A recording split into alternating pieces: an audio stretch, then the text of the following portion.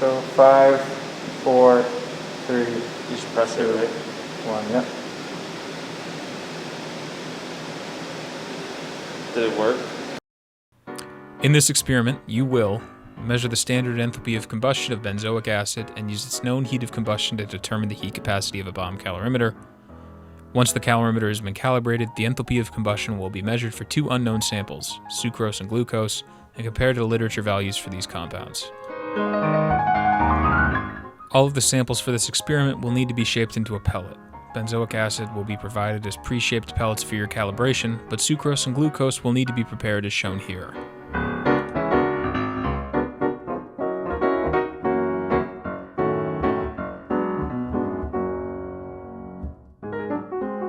Begin by weighing out an appropriate amount of the sample. Typically, this will be around 0.4 grams.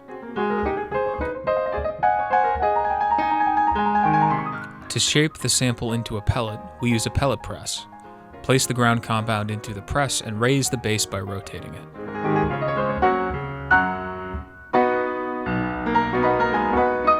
When the base is high enough, press down on the press and hold for about 30 seconds. Then remove the pellet.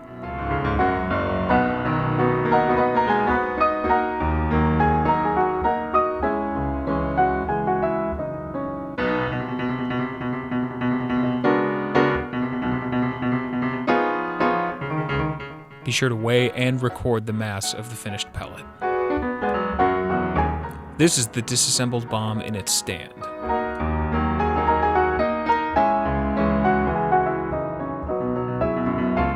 Place the sample pellet into the bowl.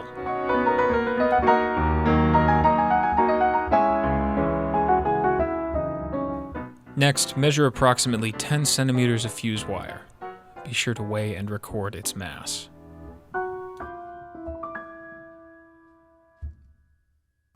Attach the fuse wire to the electrodes. Bend the wire so that the loop touches against the top of the pellet firmly enough to keep it from sliding against the side of the capsule, and make sure the wire is only touching the electrodes in the sample. If the wire shorts, it may not ignite your sample pellet.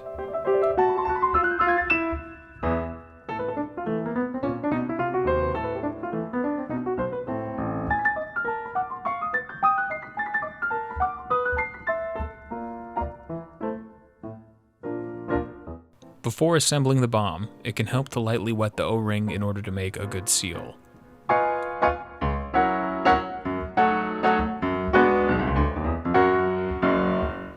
With the pressure release valve open, assemble the bomb and screw the top down tight.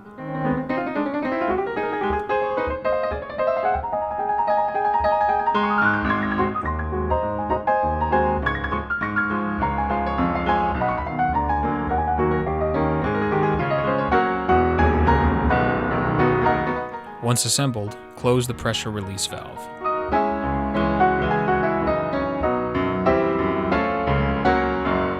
Using the gas cylinder and regulator next to the bomb cal equipment, pressurize the bomb with 20 to 30 atmospheres of oxygen. Slowly turn the forward regulator to increase the pressure, then close the valve. Before removing the brass nozzle, make sure you clear the leak valve on the regulator. Place the bomb into the metal bucket. There are indentations in the bucket to make sure the bomb sits in the correct orientation. Connect the ignition leads to the bomb.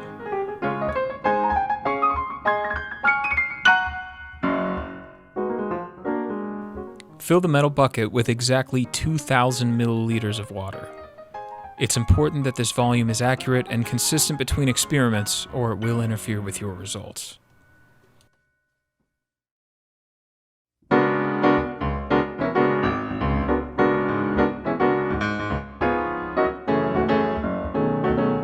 Once you've filled the bucket, inspect the bomb for leaks.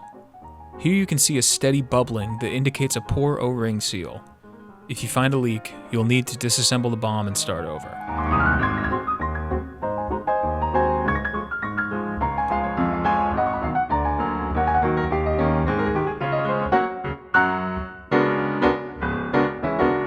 Here you can see that there are no leaks, and the experiment can proceed.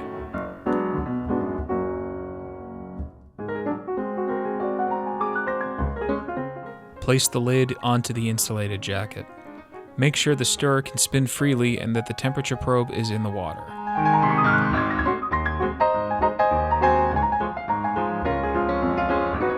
Connect the stirrer to the motor and turn it on.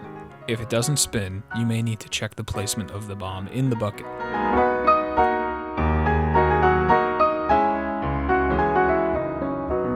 Turn on the digital thermometer and let the stirrer run for 5 minutes.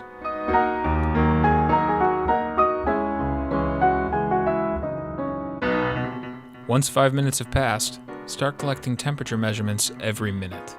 The first 5 minutes are for the baseline, and then you can ignite the bomb at minute 6.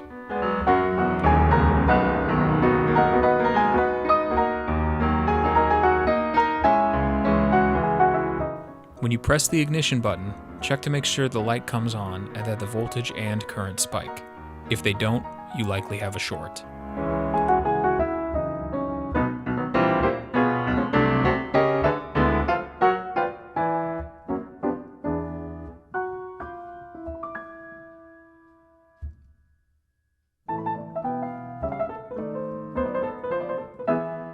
Continue recording temperature measurements every minute for an additional 15 minutes.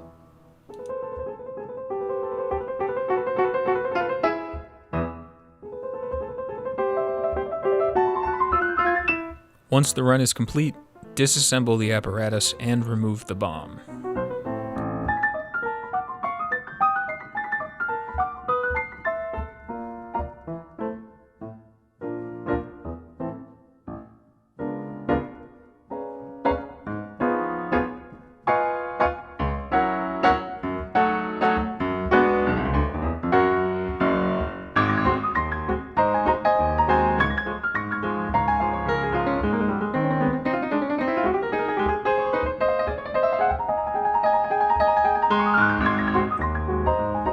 Open the pressure release valve. It should take at least 1 minute to release the pressure. Finally, open the bomb and inspect it. Take note of any soot or uncombusted material. If you see any, record it in your notebook and try to measure its mass. You'll also need to record the mass of any uncombusted fuse wire. Repeat the experiment in triplicate for benzoic acid and then in triplicate for sucrose and glucose.